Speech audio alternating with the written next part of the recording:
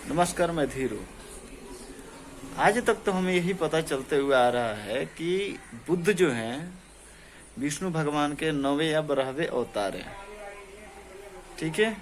यहाँ तक कि हमारे साइड जो बिहार है, बिहार के साइड इतना प्रचलित किया गया है इस बात को कि काफी मात्रा में लोग यही समझते हैं कि बुद्ध जो हैं विष्णु भगवान के 9वें या 12वें अवतार हैं।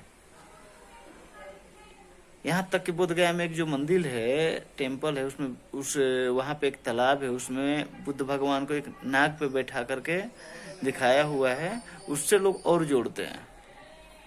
लेकिन इन पखंडियों का जो पखंड है, मैं अच्छे से आज प्रूफ करता हूँ कि नहीं, ये चीज जो है ये गलत है।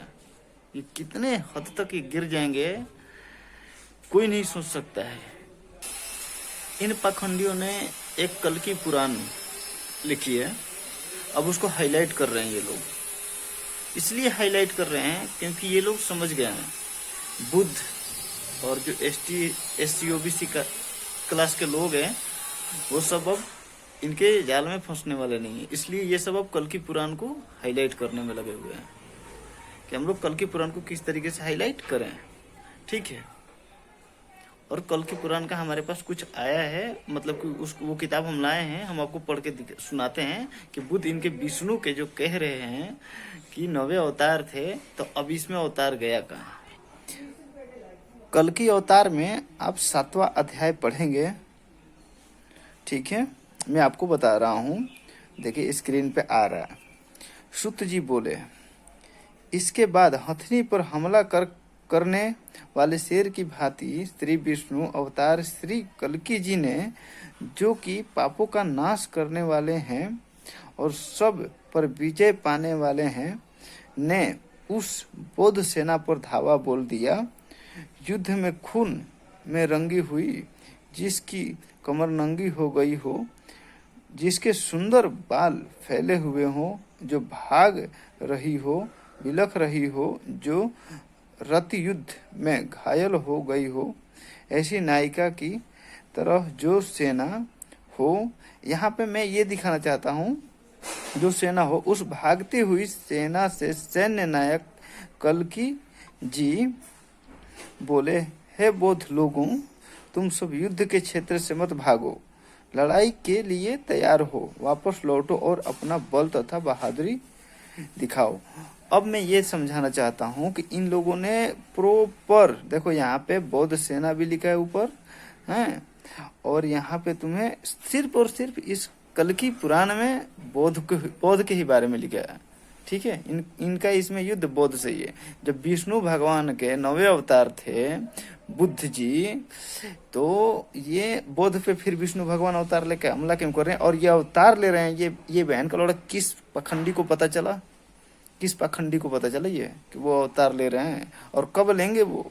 नरेंद्र मोदी जा रहे हैं किकटपुर, एक गांव है, वहां पे अवतार लेने वाले हैं। ये सब पहले से इन लोगों को पता चल गया, प्रचार भी कर दिए ये लोग, वहां अवतार लेने वाले हैं, अब वहां अवतार लेंगे।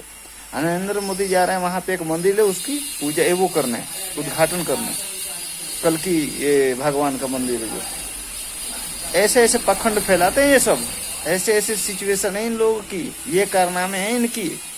ठीक है। और इन लोग पहले तो इनके पुराण कितने होते थे, 8 पुराण होते थे। ठीक है, 18 पुराण होते थे, सॉरी, पहले इनके 18 पुराण होते थे, जो आपके स्क्रीन पे आ रहा है। ठीक है। और पहले इनके 18 पुराण होते थे, अब इनके एक 19वां पुराण आ गया। ठीक है, 19वां पुराण इनका आ गया। ये सब इतने मतलब कि गिरे हुए इंसान हैं। पहले तो इन लोगों ने कोशिश की, ये लोग इसलिए बुद्ध को बता रहे हैं कि विष्णु के 9वें अवतार, ताकि बुद्ध की सारी विरासतों को कब्जा ले। ये पहले से ही इनका एक ईंट नहीं है इस भारत में। ये आर्यवर्ती जो है पखंडी लोग, इनका एक ईंट नहीं है इस भारत में। मैं लिख के दे सकता हूँ, एक ईंट नहीं है इस भारत में।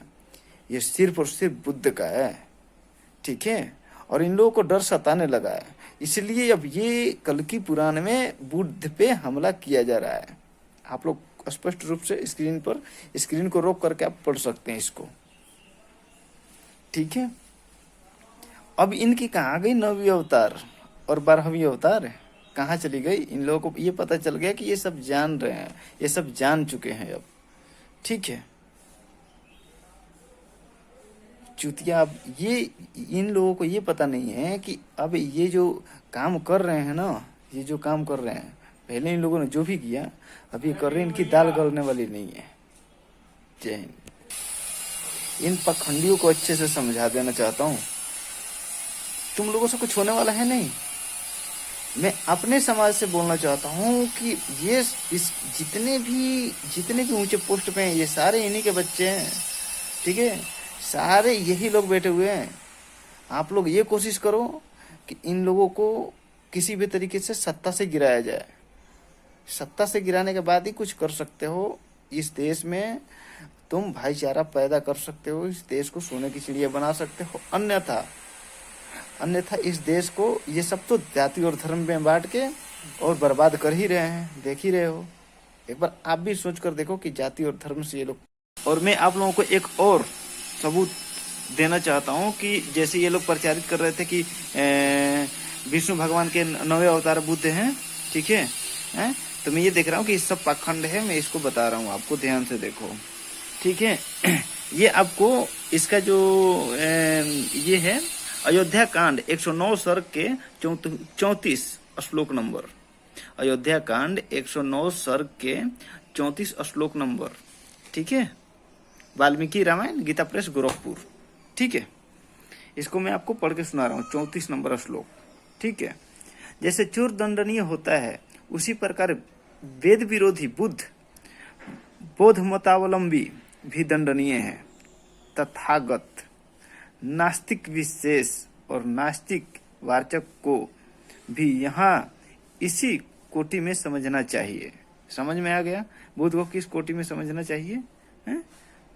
यहाँ साफ साफ लिखा है वेद विरोधी बुद्ध मतावलंबी भी दंडनीय है।